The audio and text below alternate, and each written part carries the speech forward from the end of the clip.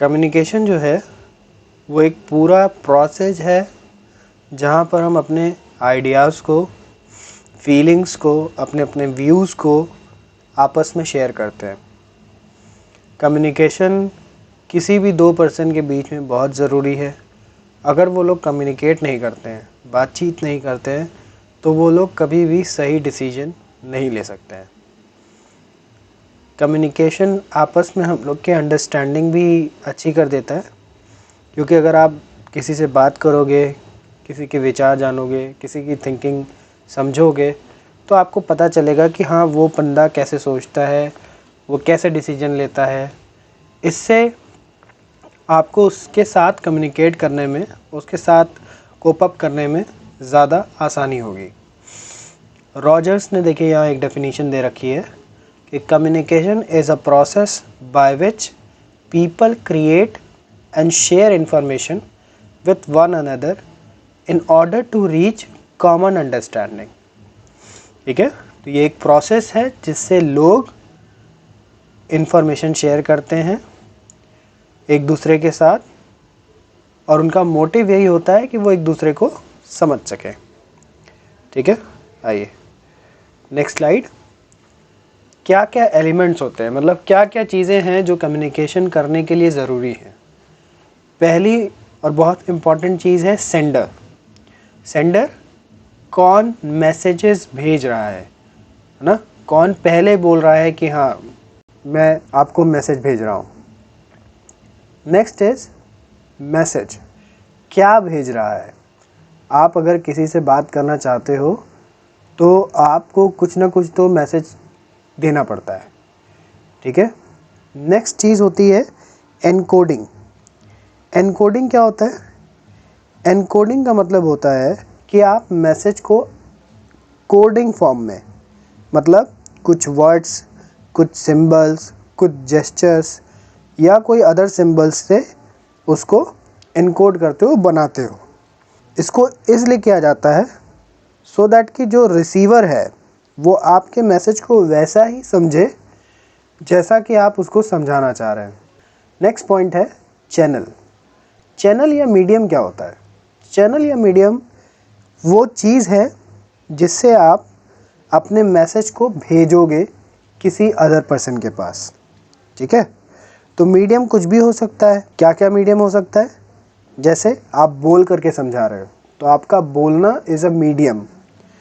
आप लिख करके समझा रहे हो, your writing is a medium, है ना। आप अपने बॉडी पार्ट को हिला करके, अपना हाथ का जेस्चर बता करके सामने वाले को समझाना चाहते हो, तो दैट इज़ अ मीडियम। वो एक कह सकते हैं कि एक मीडियम है जिससे आप सामने वाले को अपनी बात समझा रहे हो। ठीक है, जैसे कभी कभी हम लोग इशारों में बात करते हैं, तो इशारों में बात करने का क्या मतलब है? हमारा जो इशारा है that is a medium to communicate with a person. ठीक है, नेक्स्ट है डिकोडिंग। जैसे ही हम मीडियम से अपना मैसेज सेंड करते हैं, अब वो रिसीवर के पास पहुंचता है, तो वो रिसीवर उसको डिकोड करता है। डिकोड करने का मतलब वो उसको वैसा ही समझता है जैसा कि हम उसको समझाना चाहते हैं। तो that is a interpretation of message bye receiver. इसके बाद आता है रिसीवर। रिसीवर क्या है? रिसीवर कोई भी पर्सन है जो आपके मैसेज को डिकोड कर रहा है, समझ रहा है। ठीक है, वो कोई लिसनर भी हो सकता है, कोई रीडर भी हो सकता है, कोई व्यूअर भी हो सकता है। रिसीवर ये तीनों में से कोई भी पर्सन हो सकता है। नेक्स्ट है फीडबैक। फीडबैक क्या होता है? फीडबैक अगर आप लोग समझोगे तो फीडबैक का मतलब होता है कि after understanding the message by the receiver, मतलब रिसीवर का मैसेज समझने के बाद उसका उस मैसेज को लेकर के क्या व्यू है, ये अगर वो फिर से आपको सेंडर को अगर बताता है तो दैट इज़ अ फीडबैक। ठीक है, रिसीवर अपनी तरफ से रिस्पॉन्स करता है इन अगेंस्ट ऑफ मैसेज। ठीक है, और इसी को हम लोग फीडबैक कहते हैं। जैसे ही आप लोग फीडबैक करते हो, आपका ये पूरा का पूरा कम्युनिकेशन प्रोसेस कंप्लीट हो जाता है। ठीक है, लास्ट एक पॉइंट इसमें लिखा हुआ है नॉइस, वो इसके एलिमेंट्स में तो है लेकिन कम्युनिकेशन प्रोसेस के अंदर उसका थोड़ा सा कह सकते हो कि हिंडरेंस होता है। नॉइस मतलब किसी भी तरीके का ऑब्स्ट्रक्शन, किसी भी तरीके का हिंड्रेंस, किसी भी तरीके का डिस्टरबेंस जो आपके कम्युनिकेशन प्रोसेस में होता है ना। नॉइस का मतलब सिर्फ आवाज़ से आप लोग मत समझिएगा कि आड़ा टेढ़ा आवाज़ निकल रहा है तो वो आपका नॉइस हो गया। डिस्टरबेंस कोई भी हो सकता है, जैसे आप किसी पर्सन से बात कर रहे हो और बीच में कोई और पर्सन अपनी राय बता रहा है या अपने बोलने लग रहा है, तो that is also a noise because that is a disturbance, है ना। आप बात कर रहे थे और बगल में किसी ने तेज़ी से लाउड स्पीकर बजा दिया, तो दैट इज़ अ हिंड्रेंस, वो आपकी बात को, आपके कम्युनिकेशन को कंप्लीट होने में प्रॉब्लम क्रिएट कर रहा है। ठीक है, आइए नेक्स्ट देखते हैं। नेक्स्ट है आपका इम्पोर्टेंस ऑफ कम्युनिकेशन। अब इम्पोर्टेंस ऑफ कम्युनिकेशन क्या होता है? क्यों भाई, कम्युनिकेशन अपने आप में बहुत इंपॉर्टेंट चीज़ है। आप किसी भी लेवल ऑफ मैनेजमेंट में रहिए, without communicating you can't create the coordination. यही हमारा पहला पॉइंट भी है कि कोऑर्डिनेशन बनाने में, आपस में साठगांठ बनाने के लिए हमको थोड़ा सा कम्युनिकेशन की ज़रूरत पड़ेगी ही पड़ेगी। Second point, helps in smooth working of an enterprises. आप खुद सोचो, अगर कोई ऑर्गेनाइजेशन में लोग आपस में बात ही नहीं करते तो उनको कैसे पता चलेगा कि कौन सा काम कब करना है, या कौन से काम को किस तरीके से परफॉर्म करना है, या कौन सी फाइल किसको देनी है। ये बिना कम्युनिकेशन के तो पॉसिबल नहीं है। इसीलिए कहा जाता है कि स्मूथ वर्किंग के लिए गुड कम्युनिकेशन होना बहुत ज़रूरी है। थर्ड पॉइंट है act as basis of decision making. अगर टॉप लेवल को कोई डिसीजन लेना है और वो अपने सबऑर्डिनेट से, मिडिल लेवल से या लोअर लेवल से कोई भी बातचीत नहीं कर रहा है, तो इज़ इट पॉसिबल कि उनका डिसीजन बहुत एप्रोप्रिएट होगा फर्म के लिए? That is not possible. अगर आप फैक्ट्स को, फिगर्स को एनालाइज नहीं कर रहे हो, अपनी कंपनी की पोजीशन, वीकनेस, स्ट्रेंथ को एनालाइज नहीं कर रहे हो, तो you can't make a good decision. ठीक है, नेक्स्ट है increases managerial efficiency. Good communication always helpful in making people together ना। इंक्रीजेज मैनेजरियल एफिशिएंसी का क्या मतलब है? मैनेजरियल एफिशिएंसी आपके लीडरशिप के क्वालिटी को, आपके सुपरविजन के क्वालिटी को, आपके मोटिवेशन के क्वालिटी को अच्छा कर सकता है। कौन? A good communication skill. इसीलिए कम्युनिकेशन होना बहुत ज़रूरी है। लास्ट है establishes effective leadership. Effective leadership होने के लिए भी कम्युनिकेशन का बहुत ज़रूरी रोल है। अगर आप बहुत अच्छे लीडर हो तो you must carry a good communication skill. इसके अलावा आपके पास कोई ऑप्शन नहीं है। आप बिना गुड कम्युनिकेशन के आप कभी भी लीडर तो बन ही नहीं सकते। आप देखो, इतने सारे हमारे पॉलिटिशियंस हैं, सब कोई भाषण देता है, लेकिन हम लोग सबको नहीं सुनते। कुछ लोगों को सुनते हैं जो हमको लगता है कि हाँ, he is a very well known speaker, है ना, वो बहुत अच्छे से बात करता है। ठीक है, तो that is the importance of communication. Next, types of communication. अब ज़रा आप लोग इसको ध्यान से समझिएगा कि क्या क्या चीज़ें हैं। Formal communication. फॉर्मल कम्युनिकेशन जो हम लोग ऑफिस वगैरह में यूज़ करते हैं, that is a formal communication.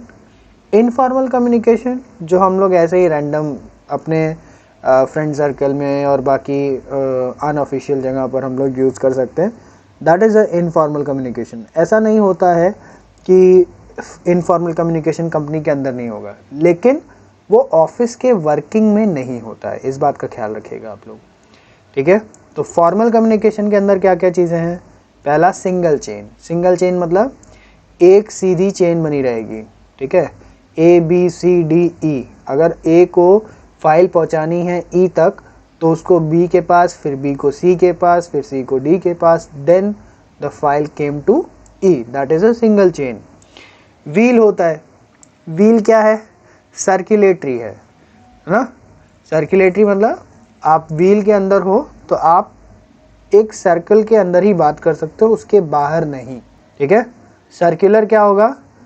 Circular में हर एक व्यक्ति दो लोगों से बात कर सकता है, क्योंकि वो सर्कुलर मोशन में चल रहा है, या तो अपने लेफ्ट वाले से बात करेगा या तो अपने राइट वाले से बात करेगा। नेक्स्ट है फ्री फ्लो। फ्री फ्लो में आज़ादी होती है कि आप किसी भी ऑफिस में जा कर के बात कर सकते हो, लेकिन ध्यान रहे कि that is a formal communication, तो आप अपने घर बार की बात नहीं करोगे, आप हमेशा ऑफिस की बात करोगे। नेक्स्ट होता है इन्वर्टेड वी। इन्वर्टेड वी का क्या मतलब है? अगर आप इन्वर्टेड वी अगर लगा दो तो that is also a form of A without a dash in it, ठीक है। तो उसमें होता क्या है कि टॉप लेवल पे जो बैठा है वो दो लाइन ऑफ स्ट्रक्चर से बात कर रहा होता है और नीचे तक बात होती है ना, लेकिन वो सिर्फ अपने मैनेजर्स को डील करता है। जैसे टॉप लेवल पे कोई एक बंदा बैठा है और मैनेजर्स उसके दो हैं, तो मिडिल लेवल पे दो लोग हो गए, वो दोनों से कम्युनिकेट करेगा। हर मैनेजर के अंदर दो लोग और हैं, तो वो नीचे और बात करेगा, तो that is a inverted we, ठीक है, और सीरीज में चलता है। अब इनफॉर्मल कम्युनिकेशन में देखिए क्या होता है, सिंगल स्ट्रैंड। सिंगल स्ट्रैंड मतलब आप किसी से भी बात कर सकते हैं। प्रोबेबिलिटी आप चूज़ करके बात करते हो कि हमें किससे बात करनी है, किससे बात नहीं करनी है। गॉसिप, ग्रुप में लोग खड़े हैं, आप लोग सब की बात कर रहे हो, घर की भी, अंदर की भी, ऑफिस की भी, सब कुछ।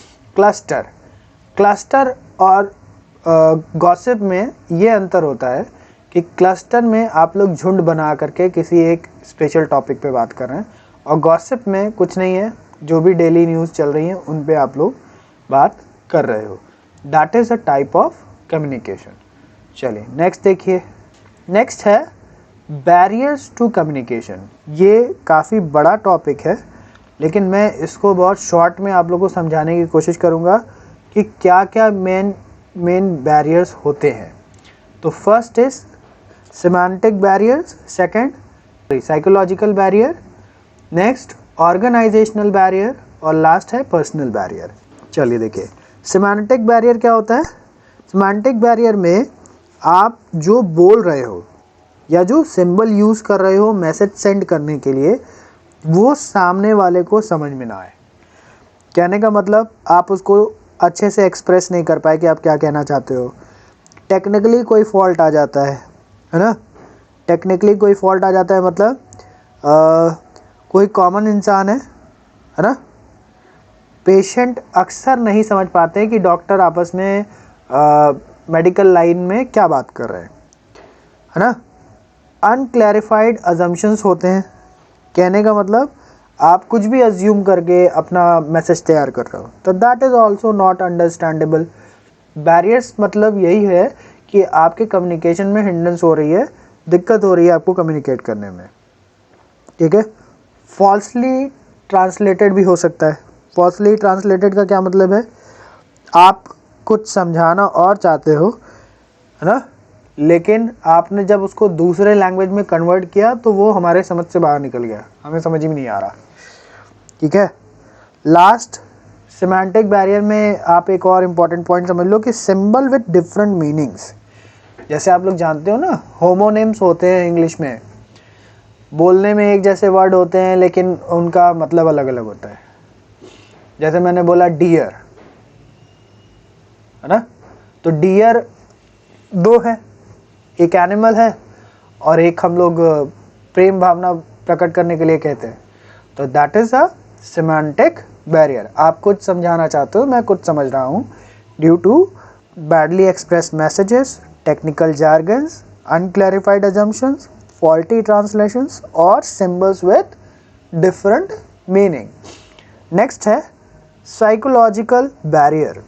साइकोलॉजिकल बैरियर क्या होता है, तो जो आपका स्टेट ऑफ माइंड है, जो आपका माइंड है सेंडर और रिसीवर का, ये दोनों ही ऐसे बैरियर में इफ़ेक्ट होता है। इफ़ेक्ट होने का क्या मतलब है, जैसे कि अगर कोई बंदा बहुत परेशान है तो हो सकता है वो सही से बात ना कर पाए। कोई बहुत गुस्सा है तो गुस्से में तो लोग वैसे भी सही से नहीं बात कर पाते, तो ये साइकोलॉजिकल बैरियर है ना। जैसे कुछ लोग बोलते हैं ना कि हाँ गुस्से में तो मेरे पास मत आया करो, मैं क्या बोलता हूँ मुझे पता नहीं। तो क्या मतलब हुआ कि भाई आपका अपने ऊपर कंट्रोल नहीं है, आपको कैसे बात करनी है, कैसे बात करनी है, आपको इस बात का ज्ञान नहीं है। तो that is also a barrier that can hinder your communication. इसमें अगर कुछ पॉइंट्स बहुत इंपॉर्टेंट रहते हैं तो जैसे है कि लैक ऑफ अटेंशन, है ना। आप जैसे क्लास में टीचर्स पढ़ा रहे हैं और स्टूडेंट जो है वो अटेंशन पे नहीं कर रहे हैं। अगर अटेंशन पे नहीं करेंगे तो उनको टीचर्स की बात समझ में आएगी क्या? बिल्कुल भी नहीं। तो that is a psychological barrier, है ना। नेक्स्ट है पुअर रिटेंशन। पुअर रिटेंशन मतलब आपको चीज़ें याद नहीं रहती, या आप मैसेज को बहुत लंबे समय तक याद नहीं रख पाते हो, है ना। Next point, distrust. डिस्ट्रस्ट क्या है? डिस्ट्रस्ट का मतलब होता है कि आप सामने वाले पे ट्रस्ट नहीं करते, सेंडर और रिसीवर के मैसेज को हवा में लेते हो ऐसे लाइटली। तो that is also a psychological barrier. आप समझते हो कि अरे यार झूठ बोल रहा होगा, ठीक है। एक और चीज़ है इसमें, pre mature evaluation. Pre mature evaluation मतलब आप पहले ही सामने वाले के कम्युनिकेशन कंप्लीट करने से पहले ही कुछ और उसका मतलब निकाल लेते हो। तो ये आपकी गलती है ना, ठीक है। जैसे हमने बोला कि 1 कप चाय लाना ना, लेकिन आपने समझा कि नहीं लाना है चाय, जबकि मैंने बोला कि 1 कप चाय ले आओ। तो मेरा कहने का मतलब कुछ और था, आपने समझा कुछ और, तो आपने पहले ही एजम्पशन क्रिएट कर लिया कि ना बोला मतलब नहीं चाहिए, ठीक है। तो that is a psychological barrier. Next point is organisational barrier. Organisational barrier क्या होता है? ऑर्गेनाइजेशनल बैरियर देखो ऑर्गेनाइजेशन के अंदर होता है। ऐसा बैरियर क्रिएट होता है ऑर्गेनाइजेशनल की पॉलिसीज़ की वजह से, या उनके स्ट्रक्चर की वजह से, या रूल्स रेगुलेशंस की वजह से, या फिर जो उनकी ऑर्गेनाइजेशनल फैसिलिटीज़ है उसके वजह से, ठीक है। तो ऑर्गेनाइजेशनल पॉलिसीज़ में कुछ चीज़ें ऐसी हो सकती हैं जिनके वजह से बैरियर्स क्रिएट हो जाएं कम्युनिकेशन में। जैसे मुझे इंस्टेंटली अपने मैनेजर से बात करनी है, लेकिन मेरा मैनेजर फ्री नहीं है, वो किसी मीटिंग में है और ना वो कॉल देख रहा है ना कुछ देख रहा है, क्योंकि कंपनी की पॉलिसी कि आप जब मीटिंग में रहेंगे तो आप अपना फ़ोन नहीं यूज़ करेंगे, लेकिन इट वाज वेरी अर्जेंट। तो that is a policy fault, ठीक है। ये ऑर्गेनाइजेशनल बैरियर है जो कि ऑर्गेनाइजेशनल के पॉलिसी की वजह से आया, ठीक है। Complex organisational structure. ऑर्गेनाइजेशनल का स्ट्रक्चर ही बहुत कम्प्लेक्स है, जैसे जटिल बना देते हैं प्रोसेस को। कि जैसे पहले के समय में होता था कि सरकारी कामों में बड़ी दिक्कत होती थी लोगों को, ऑफिस तो बड़े बड़े हैं लेकिन किसी को directly head of the department से बात करने की इजाज़त नहीं है। तो ये एक कम्प्लेक्स ऑर्गेनाइजेशनल स्ट्रक्चर का नतीजा था। रूल्स और रेगुलेशंस की वजह से भी हो सकता है, ठीक है। जैसे आप चाहते हो कि आपको 5 दिन की छुट्टी मिल जाए और कहीं आप घूम फिर लो, लेकिन आपके ऑफिस में ये है कि भाई आप 5 दिन की छुट्टी तो ले सकते हो, लेकिन महीने में ऐसा नहीं करते कि एक साथ ले सकते हो। तो that is the barrier created by rules and regulations. And the last is organisational facilities. Organisational facilities क्या होती हैं? ऐसी कोई भी फैसिलिटी जो कि ऑर्गेनाइजेशनल बैरियर की तरह काम करे, है ना। जैसे कल्चरल गैदरिंग हो गई, है ना, कंप्लेंट बॉक्स हो गया, मीटिंग्स हो गई, तो ये सारी चीज़ें। लास्ट पॉइंट आप लोग देख लो इसमें। लास्ट पॉइंट है पर्सनल बैरियर। पर्सनल बैरियर क्या होता है? जब एम्प्लॉयज़ अपने पर्सनल बैरियर्स को ऑर्गेनाइजेशन में घुसा देते हैं, तो that is the personal barrier. अच्छा, ये कैसे काम करता है? देखो, पर्सनल बैरियर क्या होता है कि आपको डर है ना, आपको डर है किसी चीज़ के चैलेंज का, है ना। अथॉरिटी की तरफ से आपको कोई चैलेंज ना कर दे, आप खुद कम्युनिकेट नहीं करना चाहते, या फिर आपको कॉन्फिडेंस नहीं है सबऑर्डिनेट्स को बनाने में, या आप सोचते हो कि सबऑर्डिनेट्स के अंदर कॉन्फिडेंस नहीं है अपने सीनियर्स के सामने बात करने के, तो that is a personal barrier. एक और है कि आपको एडुकेट इंसेंटिव्स नहीं मिलते, मतलब जितना आप चाहते हो या जितने आपकी मेहनत है उस हिसाब से आपको इंसेंटिव्स नहीं मिलते। तो अगर आपको इंसेंटिव्स नहीं मिलते तो आपका काम करने में मन लगेगा? बिल्कुल नहीं। That is a personal barrier बच्चों। चलिए, यहीं पर हम लोग इस चैप्टर को एंड कर रहे हैं। ये हम लोग का डायरेक्टिंग चैप्टर आज फिनिश हो गया है। थैंक यू बच्चों।